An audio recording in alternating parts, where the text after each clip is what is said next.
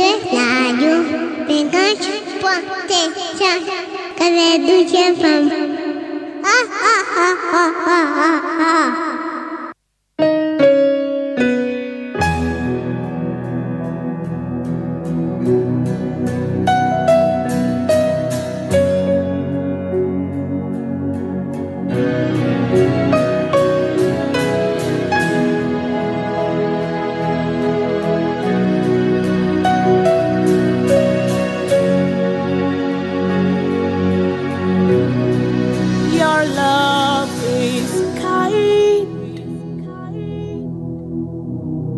Your love is patient. You fill my heart with so much peace and joy. You're amazing. You make my life feel brand new. You're amazing. You make my life feel brand new. Jesus, you love me too much, oh, too much, oh, too much, oh, excess love, oh. Salut à vous, bien-aimés dans le Seigneur. Nous vous bénissons de la part de Dieu notre Père, par Jésus-Christ, le seul Seigneur, le seul Sauveur, celui qui est, qui était et qui revient bientôt. La grâce vous soit accordée de la part de Dieu notre Père et de la part de notre Seigneur Jésus-Christ. Bienvenue encore à votre émission, le temps de la repentance, le temps du retour du Seigneur. Émission spéciale pour vous jusqu'au 28 décembre pour nous entretenir dans la parole du Seigneur. Donc, chers auditeurs, asseyez-vous confortablement pour écouter la parole de Dieu afin qu'elle vous bénisse encore davantage et que le Seigneur nous fasse encore de bien et afin que nous puissions marcher dans les voies du Seigneur, dans la crainte du Seigneur. Soyez abondamment bénis dans le nom puissant de Jésus-Christ de Nazareth. Merci à tous ceux qui mettent à disposition tout ce qui est nécessaire pour l'œuvre de Dieu. Nous pensons à cette radio merveilleuse de la part du Seigneur et nous pensons à tous les dirigeants qui se donnent à cœur joie pour que l'évangile soit propagé. Merci au Seigneur pour sa parole. Au nom de Jésus-Christ de Nazareth. Amen.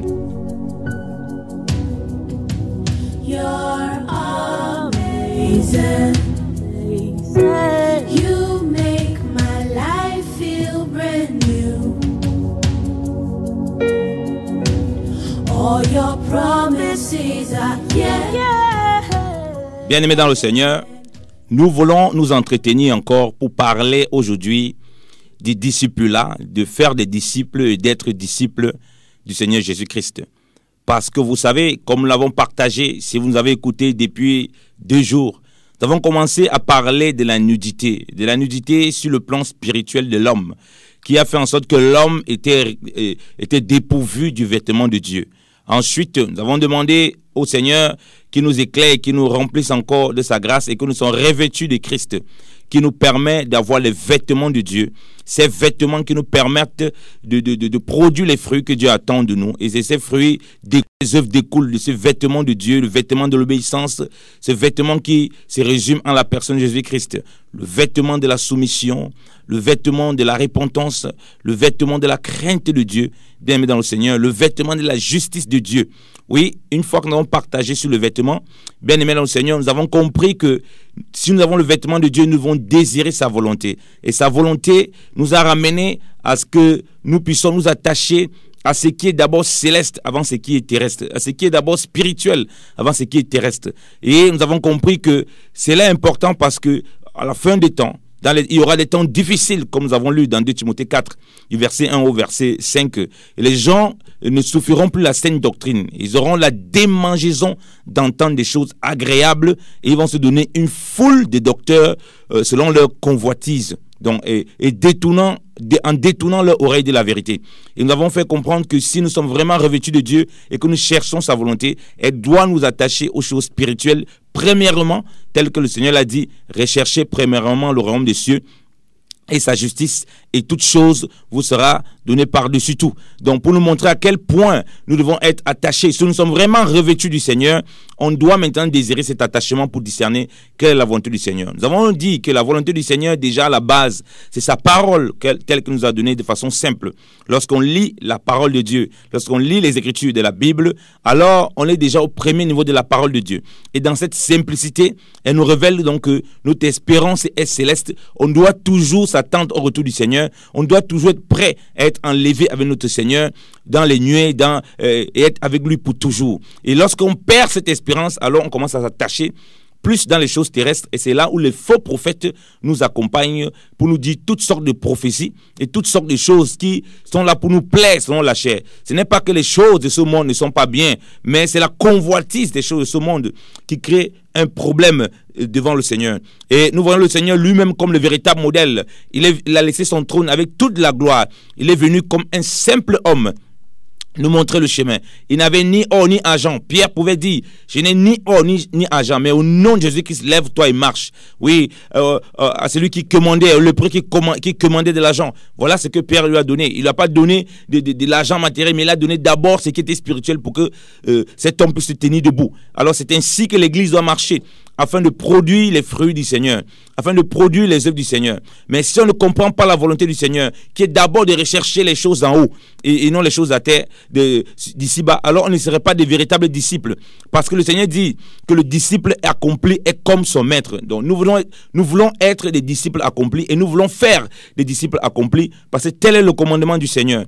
Il aimerait que nous commençons la foi chrétienne et notre marche chrétienne en tant que disciples. Lorsque nous prêchons l'évangile aux gens dans le Seigneur, beaucoup de personnes veulent le Seigneur pour les biens de ce siècle et beaucoup de personnes veulent le Seigneur soit pour être délivrés d'abord de leurs problèmes qu'ils vivent tous les jours. Alors que le Seigneur veut former premièrement et veut avoir premièrement des disciples. Pourquoi ? Un disciple, lorsque vous voyez disciple, vous voyez discipline. Lorsque vous voyez disciple, vous voyez respect des règles, respect des consignes. Or, le véritable disciple qui marche par la foi, alors, le disciple en Christ n'est pas comme le disciple sous la loi. C'est qu'il a le Saint-Esprit qui lui donne la capacité de pouvoir obéir au Seigneur. Il a la parole de Dieu pour le recadrer s'il marche dans des voies qui ne sont pas conformes au Seigneur. Et il fait tout cela par la foi. Donc, le Seigneur a commencé par le disciple. Ce n'est pas qu'on n'est pas enfant de Dieu. Lorsqu'on prêche l'évangile et quelqu'un croit au Seigneur Jésus-Christ, au Seigneur Jésus, comme son Seigneur et son Sauveur personnel, comme son Rédempteur, et que le Seigneur se fasse connaître à quelqu'un, qu'il l'amène et qu'il lui donne son Saint-Esprit, parce que la parole de Dieu déclare que celui qui n'a pas l'Esprit de Dieu ne lui appartient pas. Donc, lorsqu'on reçoit l'Esprit du Seigneur et qu'on commence à le suivre, le premier niveau qu'il veut bâtir en nous, oui, même si l'Esprit du Seigneur crie en nous, Abba, Père, le premier niveau qu'il veut bâtir en nous, c'est le niveau qu'il a laissé à ses disciples, c'est-à-dire le discipulat, c'est-à-dire être des disciples. La parole de Dieu déclare que Jésus baptisait et faisait beaucoup de disciples. Dans Jean 4, chapitre 1, donc, Jésus-Christ faisait des disciples. Il y avait les disciples de Jean-Baptiste et les disciples de Jésus-Christ. Donc, au commencement, Jésus-Christ n'a pas commencé à dire, oui, devenez des enfants de Dieu. Il nous donne le pouvoir d'être enfants de Dieu en ayant reçu l'Esprit du Seigneur, le Saint-Esprit. Mais nous commençons notre marche en tant qu'enfants en étant disciples. Pourquoi? Parce que si on n'est pas disciple au départ, alors on sera indiscipliné, on va prendre des mauvaises habitudes dès le départ et après c'est très compliqué de se corriger. Vous voyez, un enfant, lorsqu'il est désordonné dès le bas âge, mais il est très difficile que cet enfant, c'est à 18 ans ou à 20 ans, que vous voulez lui apprendre à être ordonné. Un enfant, par exemple, qui n'est pas obéissant, lorsqu'il est tout petit, vous n'apprenez pas à le recadrer, vous n'apprenez pas à lui donner des punitions pour lui montrer non, ici tu as fait, c'est pas bien mon chéri, tu as fait ici, c'est pas bien bébé, tu as fait comme ça. Vous n'apprenez pas à causer avec lui pour le mettre dans le droit chemin. Plus tard, cet enfant sera un rebelle dans vos mains. Voilà pourquoi on a beaucoup de disciples du Seigneur, des chrétiens, mais on ne sait pas si c'est des chrétiens ou c'est des chrétiens. Nous-mêmes, on ne sait plus si nous sommes des chrétiens ou des chrétiens. Parce que le discipulat, ou bien le fait d'être disciple, a complètement disparu. On a des chrétiens yo-yo, donc des chrétiens qui font les choses à la légère. des chrétiens qui jouent avec l'œuvre de Dieu, des chrétiens qui s'amusent dans le service du Seigneur, des chrétiens qui s'amusent même avec la vie chrétienne. Et parfois, il y a cette légèreté qui est installée. Et beaucoup de chrétiens, donc, quand ils sont dans cette légèreté, ils vont voir que certains serviteurs de Dieu vont vouloir les inculquer la discipline. Ils vont dire, ah non, ça c'est très dur, vous êtes en train de nous amener sur la loi. Pourtant, ce n'est pas la loi. Le maître a parlé des disciples. Il a dit que le disciple accompli est comme le maître.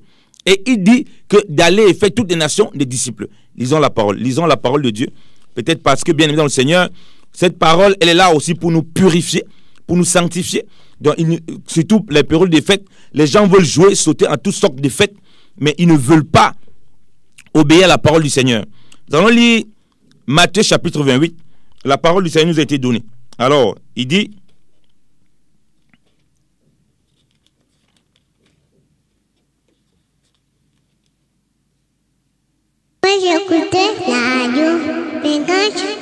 Il dit dans la parole.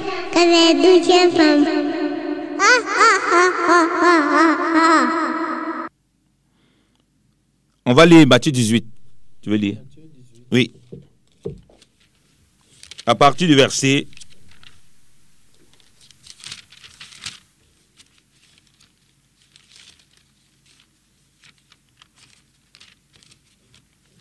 Matthieu 18 à partir du verset... Tu peux lire à partir du verset 16. Matthieu 18, à partir du verset 16, je lis la parole de Dieu. Mais s'il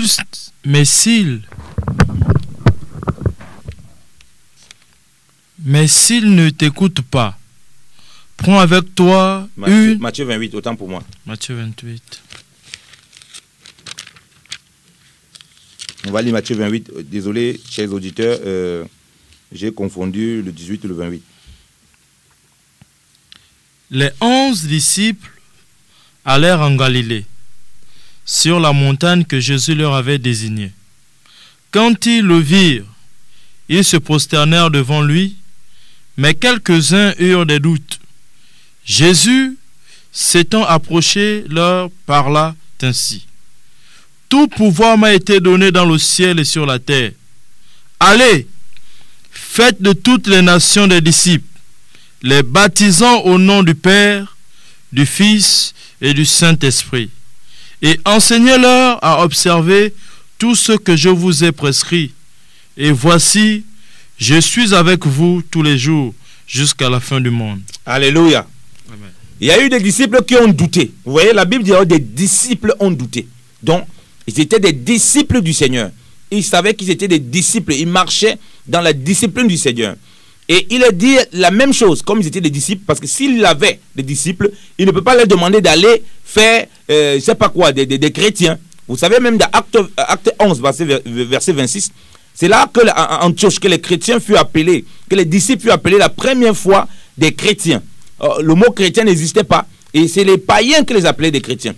Entre eux, ils savaient qu'ils étaient disciples du Seigneur. Chaque fois que vous voyez l'Écriture, même quand les frères ont cru dans Acte chapitre 2, on vous parle jusqu'à Acte 11, on vous parle tous des disciples. Ok? Donc, Jésus, il avait des disciples parce qu'il faisait des disciples. Et il les envoie faire des disciples parce qu'il ne peut pas les envoyer faire quelque chose qu'il ne les a pas montré et qu'il ne les a pas appris. Donc, il a dit, faites des disciples. Ok? Les baptisants au nom du Père, du Fils et du Saint-Esprit et les enseignants à garder tout ce que je vous ai prescrit. Vous voyez? Bien aimé dans le Seigneur. Donc, nous allons faire premièrement des disciples. Lorsqu'on a reçu l'évangile, ça veut dire quoi? Lorsqu'on prêche l'évangile, quelqu'un a reçu le Seigneur, a reçu la parole. Le premier niveau de sa marche, c'est la discipline. C'est le disciple. Le premier niveau de sa marche. Qu'il soit enfant, de toute façon, il est enfant de Dieu. Il a reçu l'Esprit du Père qui le fait crier Abba Père. Mais le premier niveau dans lequel il doit se trouver, c'est la discipline. C'est le disciple. C'est là où il va apprendre la rigueur. C'est là où il va apprendre à venir à la prière. C'est là où il va apprendre à lire, la parole de Dieu, à prier. Donc, il doit être dans cette réglementation du Seigneur par le Saint-Esprit. C'est là où il doit apprendre à être rigoureux avec les heures pour ne pas être en retard. Aujourd'hui, beaucoup de chrétiens, le retard est devenu comme une peau tellement dure, comme une censure. C'est normal d'être en retard, soit au travail. C'est normal d'être en retard dans les assemblées. C'est normal de faire l'œuvre de Dieu avec négligence. C'est normal de ne pas prier, de ne pas lire la parole de Dieu. Et ça devient compliqué lorsqu'on est de tels chrétiens. Et puis ils sont étonnés de voir la médiocrité des résultats qu'ils ont.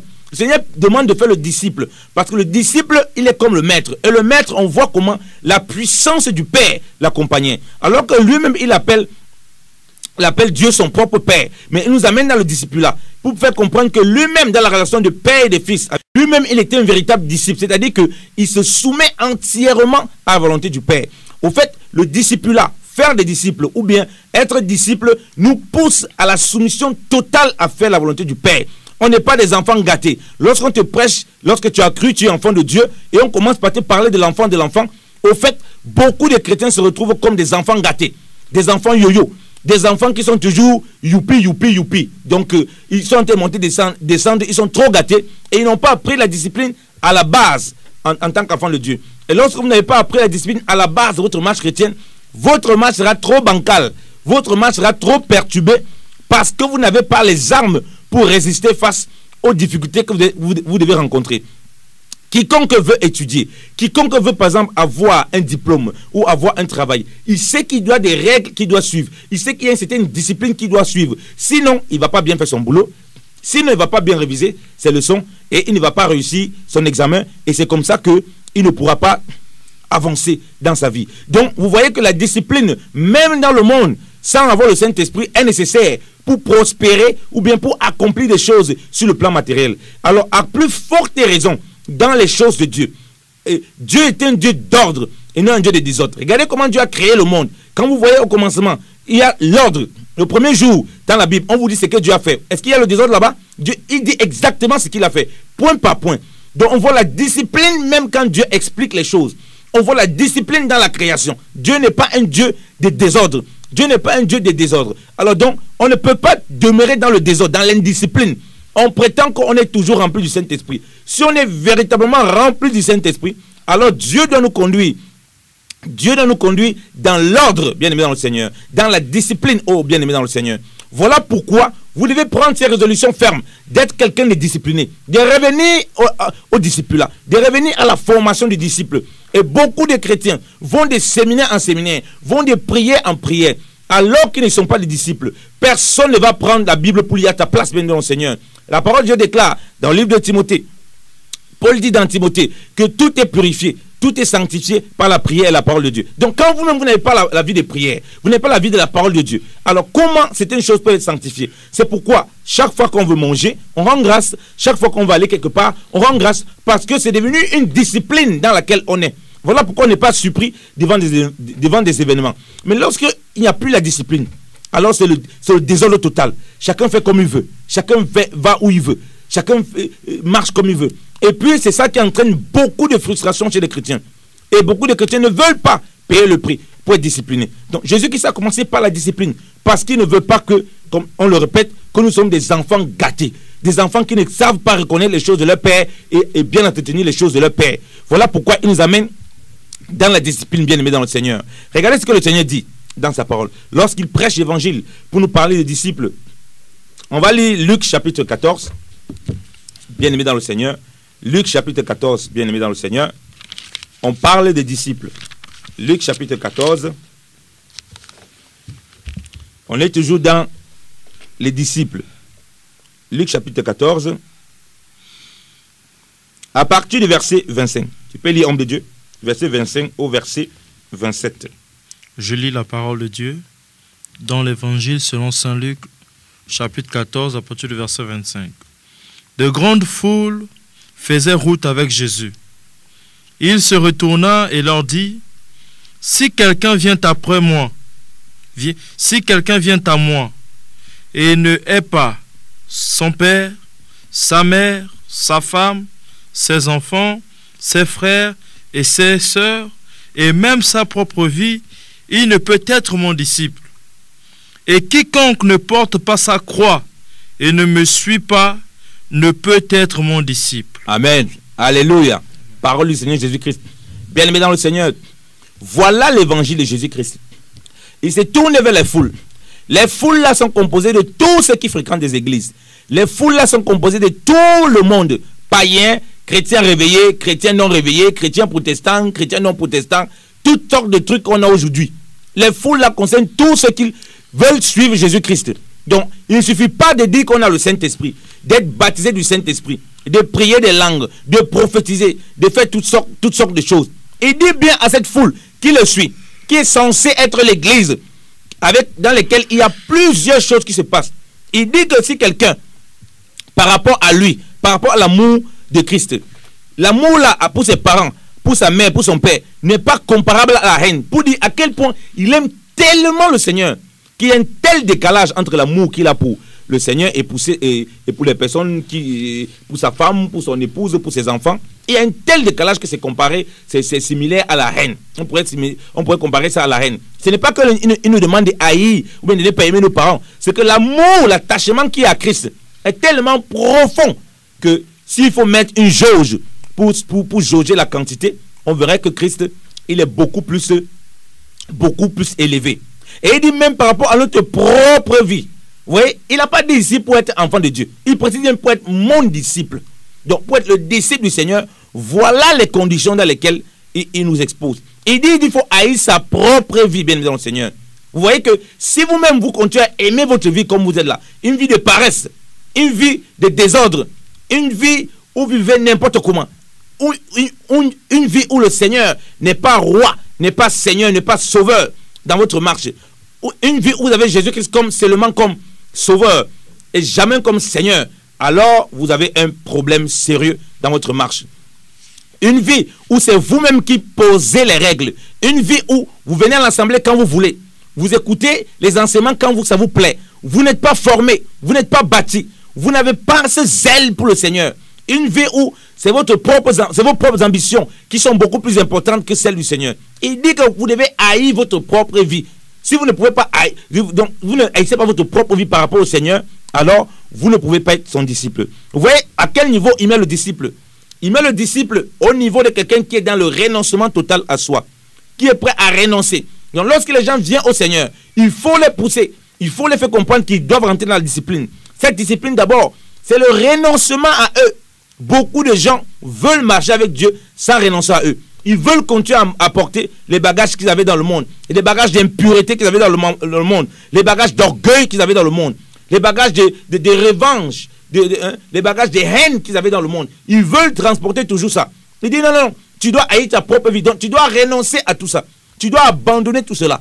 Il y a des gens qui préfèrent, qui aiment leurs parents que le Seigneur. Qui vont préférer, ils auront le temps pour appeler leurs parents, pour causer avec eux. Mais lorsqu'il va falloir lire la Bible, il n'a pas le temps, il a sommeil, il faut qu'il dorme. Parce qu'il commence sa vie chrétienne par l'indiscipline. Il y a des gens qui préfèrent, ils ont le temps pour aller au travail, ils vont se lever, ils sont zélés. Mais ils n'ont pas le temps pour lire la parole. Ils n'ont pas le temps pour prier. Ils n'ont pas le temps pour appeler leurs frères et sœurs dans le monde, dans le Seigneur. Il y a des gens qui préfèrent tellement de choses de leur famille, de leurs enfants, plus que les choses du Seigneur. Il n'y a qu'à voir l'impact des choses du Seigneur dans votre vie pour savoir si vous êtes vraiment ses disciples, bien aimés dans le Seigneur. Parce que ces disciples accomplis, ces disciples est appelé à être accomplis. Ces disciples est appelé à manifester la crainte de Dieu, à manifester la gloire de Dieu. Mais il ne peut pas le faire s'il ne haït pas sa propre vie, s'il ne renonce pas à lui, s'il ne renonce pas à tout pour être le disciple du Seigneur. Alors il dit encore, et quiconque ne porte pas sa croix, il ne peut être, et ne vient après moi, et ne me suit, il ne peut être mon disciple. Le Seigneur dit de porter sa croix, bien dans le Seigneur. Oui, porter sa croix. Personne ne doit porter ta croix à ta place, bien aimé dans le Seigneur. Ça veut dire qu'il nous dit que la marche dans le Seigneur, elle est remplie d'épreuves et de difficultés. Vous avez vu la croix du Seigneur, où il a dû mourir à lui-même. Dans la croix du Seigneur, il ne suffit plus seulement de haïr sa propre vie. Il demande aussi de mourir à soi-même. C'est ça la croix, tu meurs à toi pour marcher en nouveauté de vie. La croix, ce n'est pas seulement mourir à toi, mourir pour les autres. Tu es prêt à payer le prix pour ta famille. Tu es prêt à te sacrifier pour les autres.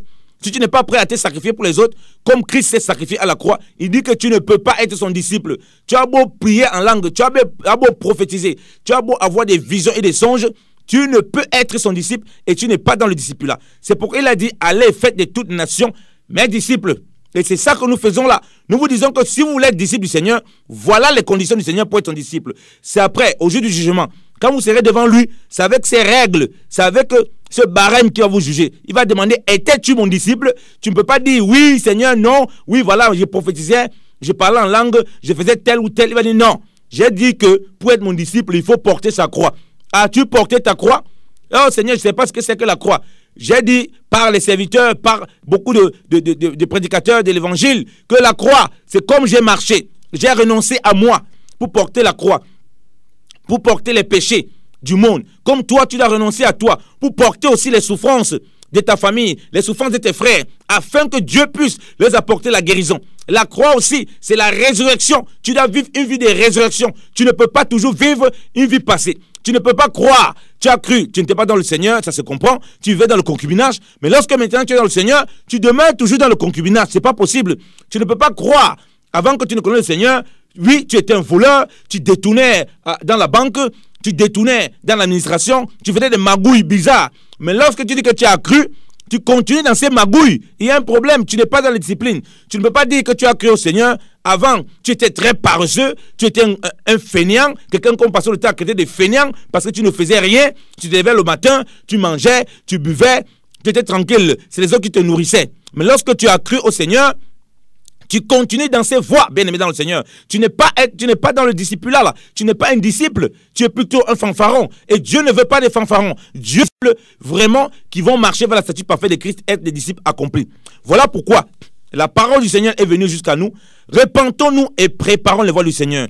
Aplanissons les sentiers du grand roi. Jésus-Christ revient bientôt. Et il revient prendre une église sans tache, ni ride, ni rien de semblable. Alors, le discipulat dont nous parlons, comme nous l'avons dit, ce n'est pas ici par tes propres forces. Ce n'est pas ici, autant pour moi, ce n'est pas ici par tes propres moyens.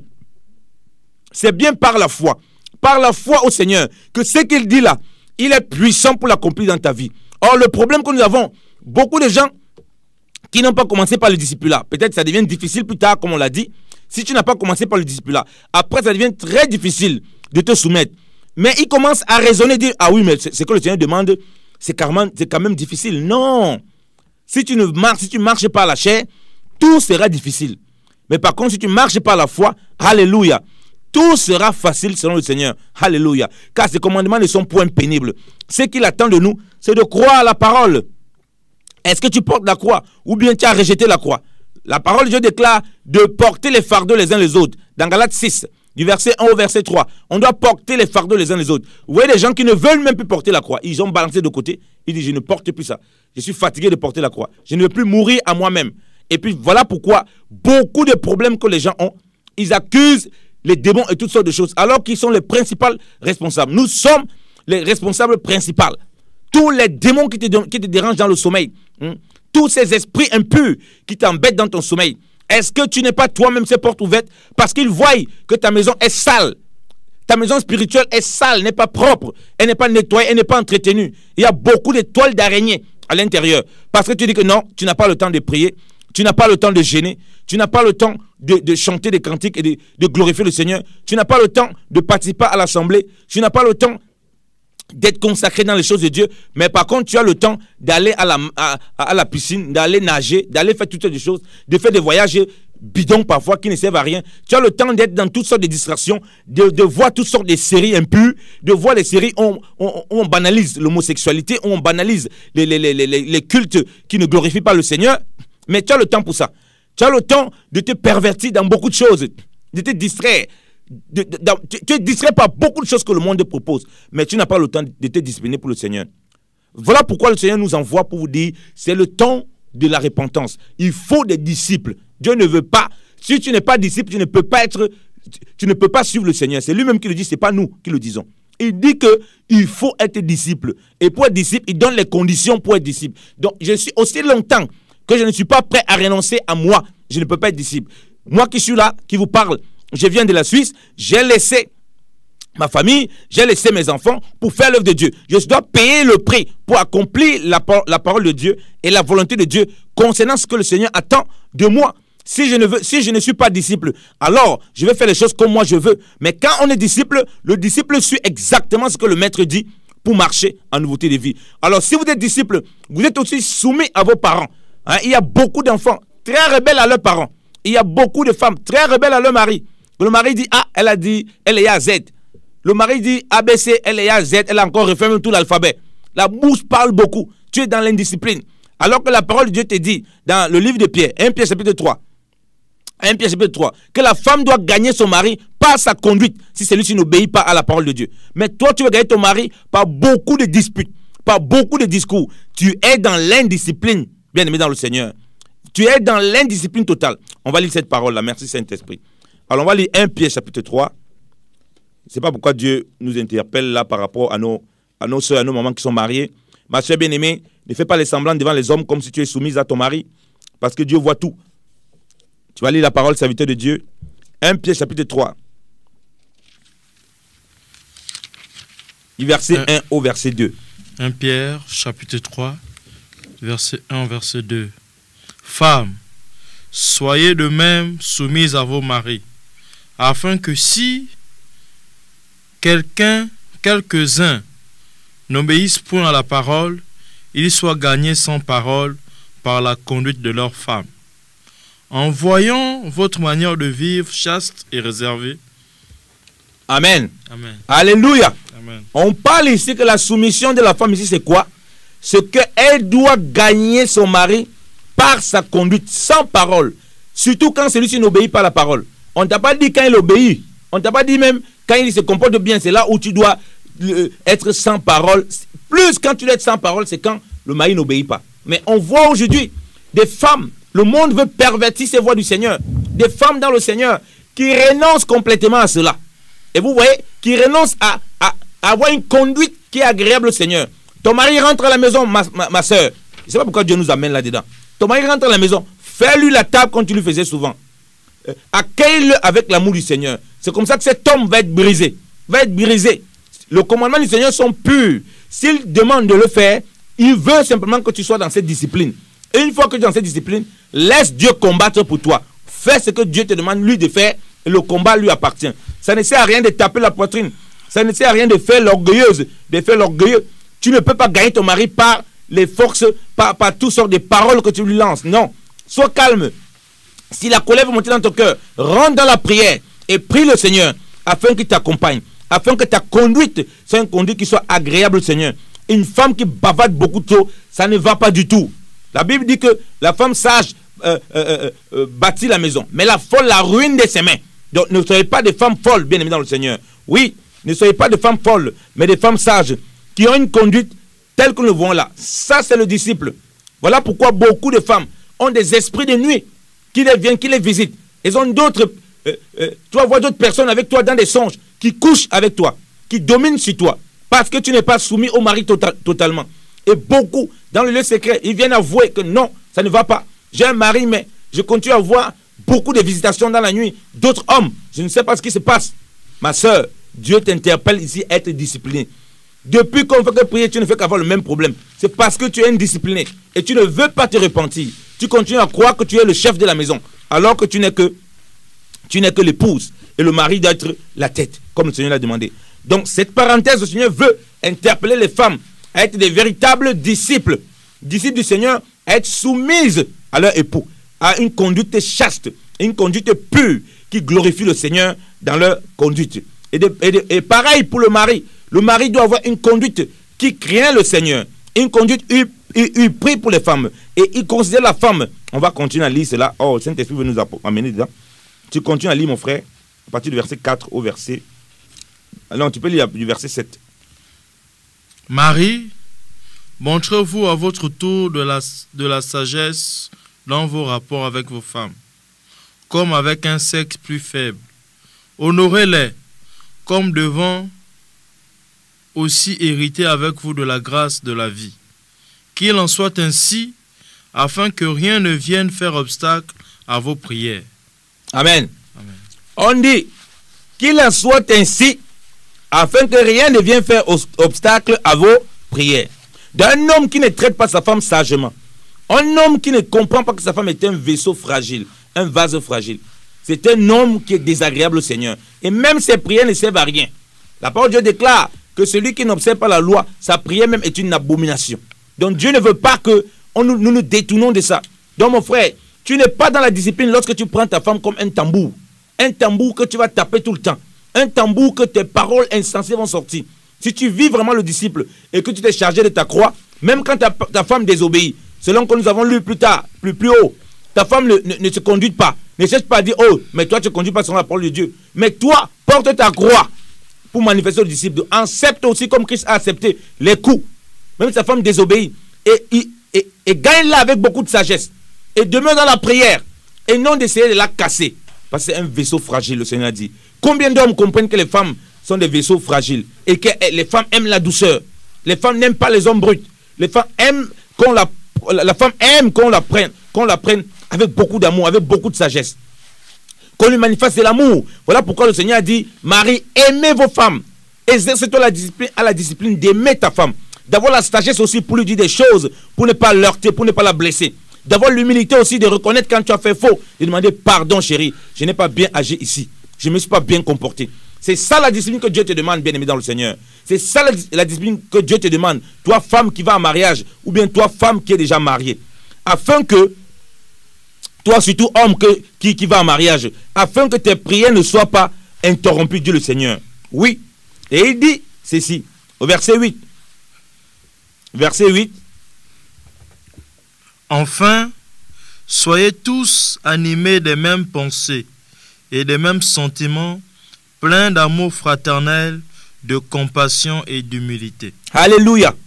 Il nous demande d'être animés des mêmes sentiments, remplis de compassion, les uns envers les autres, et nous entraînons miséricordieux, doux.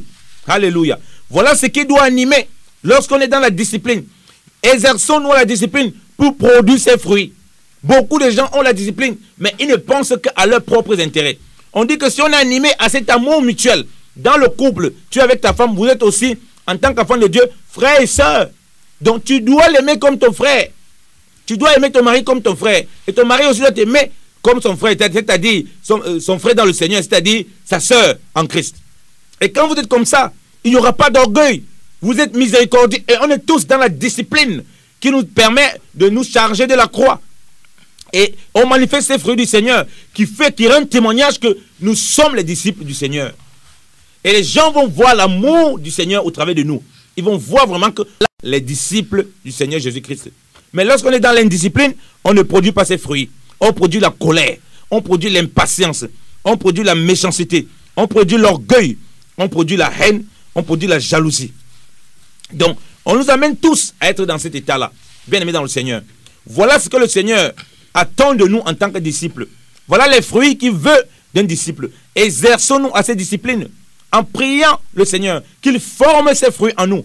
Or, nous savons que la vie chrétienne, c'est de marcher vers la statue parfaite de Christ. Comme nous l'avons dit, l'avantage que le Seigneur nous donne en tant que disciples, ce n'est pas parce qu'il veut que nous demeurons, sous la loi. Il veut que nous grandissons et nous venons des fils. Parce que si on demeure un enfant, on est un bébé, on ne peut pas prendre des responsabilités. Or, pour prendre des responsabilités, il faut que tu apprennes à être discipliné. Apprennes à ranger ton lit. Vous voyez, il y a beaucoup de personnes, ils ne rangent jamais le lit. La façon dont ils dressent le lit, c'est comme ça aussi que la vie spirituelle est. Désordonnée, terrible. Mais quand toi-même tu ne dresses pas ton lit, tu vas aller dire à ton enfant, va dresser ton lit est en désordre. Alors que toi-même tu ne dresses pas ton lit. Il y a un problème, bien aimé dans le Seigneur. Donc nous ne devons pas nous comporter comme ça. Donc l'ordre, la discipline nous amène à l'ordre. Dieu n'est pas un Dieu de désordre, mais un Dieu de paix. Voilà pourquoi Paul a repris l'église de Corinthe, une église qui était dans le désordre. Il a repris l'église de Galate, qui était dans le désordre, qui était rentrée sous la loi, plein de choses. Donc la discipline, c'est pour que nous puissions grandir et devenir des fils, des véritables fils, des fils dignes, qui honorent leur Père dans la crainte de Dieu. Parce que si nous ne vivons pas dans la discipline, nous risquons finir comme le fils prodige, qui a demandé tous les biens de son Père. Il a demandé tous les biens. Il allait dilapider ça avec les femmes. Et c'est ce que Dieu ne veut pas. Et si nous demeurons aussi des disciples qui sont un peu sous la loi, sous la contrainte, en serrant les dents, en grinçant, on sera comme l'aîné qui travaille comme étant sous un joug, un fardeau qui ne passe point. Un joug, il ne comprend pas que c'est les choses de son Père. La discipline, ça ne veut pas dire que ce ne sont pas les choses de notre Père. Dans la maison de notre Père, Dieu nous a mis tout à disposition. La discipline, c'est de savoir comment utiliser ce qui a été mis à disposition. Alléluia. Afin que lorsque nous arrivons à la maturité, en tant que fils, nous pouvons gérer bien les affaires de notre Père. Alléluia. C'est aussi comme ça que nous pouvons perpétrer les affaires de notre Père pour l'éternité au nom de Jésus-Christ de Nazareth. Mais lorsque nous ne sommes pas dans la discipline, alors c'est le vagabondage spirituel. On part à gauche, on part à droite, on monte, on descend. On fait les veillées des prières, rien ne passe. Parce qu'on est indiscipliné. On revient dans Luc 14 encore. On continue à lire ce que le Seigneur dit concernant le disciple. On va lire Luc 14. Toujours à partir du verset 28. Tu peux lire, homme de Dieu. Car lequel de vous, s'il veut bâtir une tour, ne s'assied d'abord pour calculer la dépense et voir s'il a de quoi la terminer. De peur qu'après avoir posé les fondements, il ne puisse l'achever et que tous ceux qui le verront ne se mettent à l'oreiller, en disant: cet homme a commencé à bâtir et il n'a pas pu achever. Amen, alléluia. Arrête-toi d'avoir l'homme de Dieu. Alléluia. Le Seigneur nous dit, il nous donne l'exemple pour nous parler de comment on est disciple. Donc, il dit qu'un disciple donc, examine s'il est capable de faire les choses. Un disciple examine ses voies constamment. Un disciple ne marche pas comme un mouton. Donc même quand le maître lui donne les instructions, il a un cadre précis. Il ne prend pas des engagements juste pour prendre des engagements. Aujourd'hui, les chrétiens prennent les engagements n'importe comment. Ah, je vais aller à tel endroit, mais il n'y va jamais. Ah, je vais soutenir l'église comme ça, il ne soutient jamais. Ah, à partir de tel jour, tout ce que je gagne, les 1%, les 10%, les 15%, les 20%, je vais commencer à mettre ça. 2% pour les veuves, pour les orphelins. Mais il ne fait jamais. Et il est venu témoigner à l'église que non, Dieu m'a mis ça à cœur. Et à la fin, il ne fait pas. Qu'est-ce qui se passe? C'est qu'on se moque de lui. C'est qu'il a annoncé quelque chose qu'il devait faire, mais il n'a jamais fait. En fait, tu as été un indiscipliné. Parce que le Seigneur dit de mesurer si tu es capable de le finir. Si c'est vraiment la volonté de Dieu. Donc le disciple ici, ça veut dire quoi? Il s'assure que ce qu'il veut faire, c'est la volonté de Dieu. Il ne prend pas les engagements qu'il sait qu'il ne va pas tenir ou bien qu'il ne va pas tenir. Parce que ça, c'est désagréable à Dieu. Parfois, ça peut arriver qu'on ne parvient pas à tenir pour une circonstance exceptionnelle. Mais généralement, dans nos églises, parmi les chrétiens, vous voyez que les gens, beaucoup trop de gens, prennent des engagements qu'ils ne tiennent jamais. Ça veut dire qu'ils ne sont pas dans la marche du disciple, ils sont dans la marche d'un enfant gâté. Ils pensent qu'il peut donner des paroles n'importe comment et il ne les tient pas. Et vous voyez, un enfant, lorsqu'il écoute, tu lui promets quelque chose, il va attendre que tu lui accomplisses ces choses-là. L'enfant, il ne comprend pas que tu as eu un problème, ce n'est pas son problème. Dieu demande ici, par la bouche de notre Seigneur, il dit que voilà ce qui se passe. Personne ne bâtit sans vérifier s'il est capable de finir cela. Parce qu'il sait qu'on peut se moquer de lui. Parce qu'il sait qu'on va le railler. On voit beaucoup de chrétiens. Ils commencent cette filière. C'est Dieu qui a voulu. Il témoigne dans sa famille qui ne connaît pas le Seigneur. Il témoigne parmi ses amis. Non, la filière ici, à l'école, c'est Dieu qui a voulu. Non, le travail ici, c'est Dieu qui m'a donné ce travail.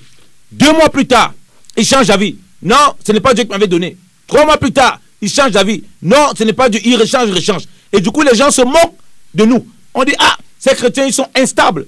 Ces chrétiens, ils ont un problème mental. Ils ne sont pas bien dans la tête. Et ils auront raison. Parce qu'ils voient des chrétiens indisciplinés, incapables de tenir leurs engagements. Vous voyez des chrétiens qui prennent de l'argent à quelqu'un, qui empruntent de l'argent, qui prêtent de l'argent à quelqu'un. Mais, vous voyez que ces chrétiens-là, il dit qu'il va donner ça tel jour. Il ne donne pas. Après, son téléphone est éteint. On le reconnaît plus, on ne le voit même plus. Il a disparu. Et quand il voit la personne, ah, salut mon frère, comment tu vas? Et il dit encore notre mensonge pour pouvoir, quand il va encore donner. Bien aimé dans le Seigneur, si tu es dans cet état, tu es dans l'indiscipline et tu ne perds la discipline du Seigneur et tu as besoin de te repentir. Repentons-nous et préparons les voies du Seigneur. Sortons de l'indiscipline. Sortons du désordre. Dieu est un Dieu qui veut qu'on le serve dans l'ordre, bien dans le Seigneur, et dans la discipline. Le chrétien qui prend l'engagement, non, je vais te faire telle chose. Non, mon frère, tu vois un autre chrétien qui est malade, qui est souffrant, un autre lui a dit, non, je vais venir te visiter pour t'aider, pour t'accompagner dans tes difficultés. Ce jour-J, il a disparu. L'autre personne la cherche fatiguée, mais il a disparu. Il a abandonné. Bien aimé dans le Seigneur. Cela est désagréable devant le Seigneur. Et nous devons nous repentir de ces choses. Tu veux vraiment être disciple? Es-tu vraiment un disciple? Ou tu as cru? Tu te dis tu es enfant de Dieu? C'est bon. Tu prophétises, tu parles, tu as des visions, tu as toutes ces choses qui ne sont pas mauvaises. Mais est-ce que tu as la base? Tu as le fondement des disciples? Parce que Jésus-Christ vient prendre des disciples, bien aimés dans le Seigneur. Alléluia. Tu peux continuer la lecture, bien aimé dans le Seigneur. Verset 31. Verset 31. Ou quel roi, s'il va faire la guerre à un autre roi, ne s'assied pas d'abord pour examiner s'il peut, avec 10 000 hommes, marcher à la rencontre de celui qui vient l'attaquer avec 20 000.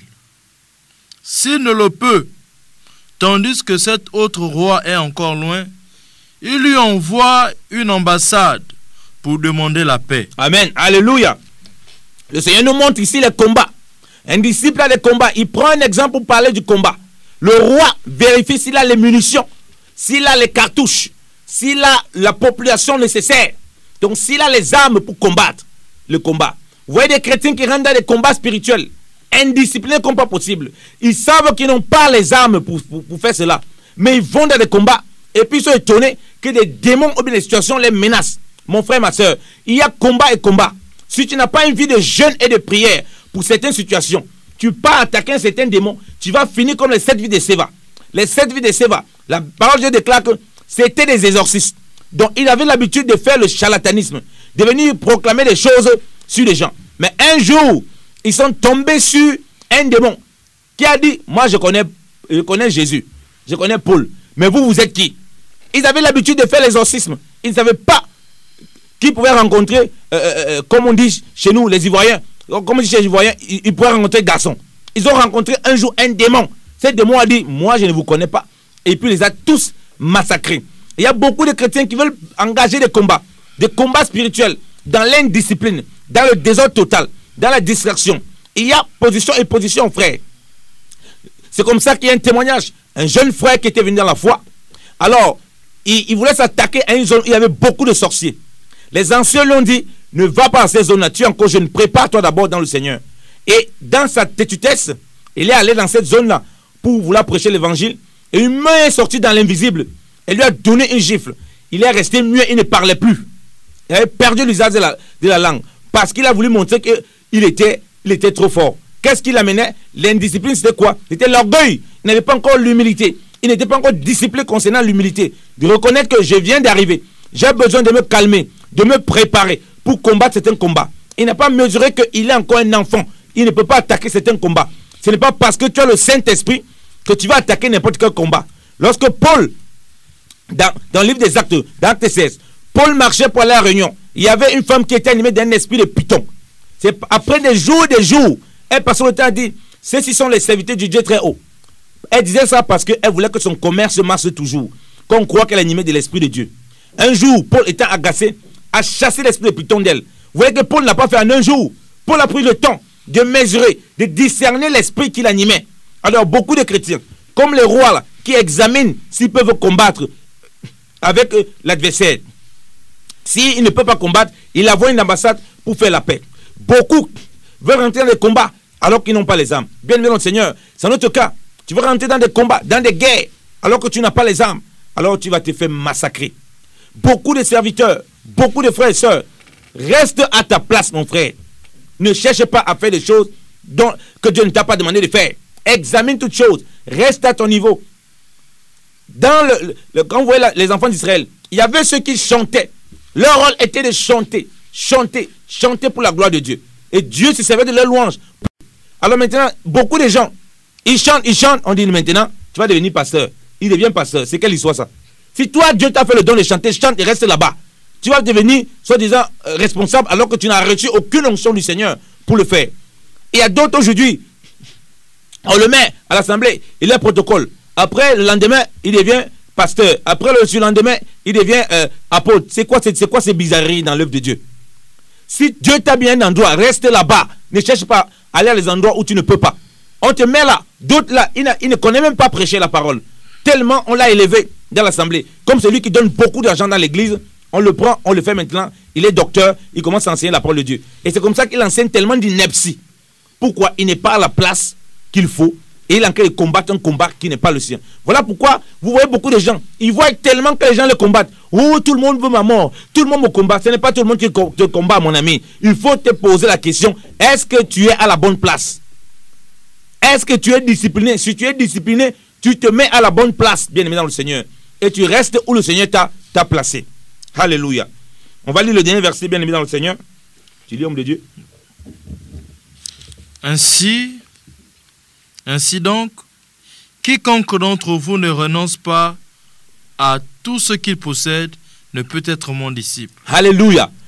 si chacun de nous ne renonce pas à lui, à tout ce qu'il a, à tout ce qu'il possède, il ne peut être mon disciple. Mon frère, ma soeur, as-tu renoncé? Es-tu prêt à renoncer à tout? Tu dois être prêt à renoncer à ta femme. Tu dois être prêt à renoncer à ton mari. Tu dois être prêt à renoncer à tes enfants. Parce que si ton mari, il te dit qu'il va rentrer dans la franc-maçonnerie, tu ne le suis pas. Tu dis, chérie, moi je suis dans le Seigneur. Si ton mari veut rentrer dans des pratiques mystiques, tu ne vas pas dire, chérie, je te suis. Non. On dit, s'il ne renonce pas à tout, es-tu prêt à renoncer à ton enfant qui te dit, maman, maintenant là, je vais gagner beaucoup de millions. Mais seulement, on m'a dit qu'il faut que je rentre dans des sphères du magico bizarre anal. On rentre dans des trucs lugubres. Je rentre dans des trucs mystiques.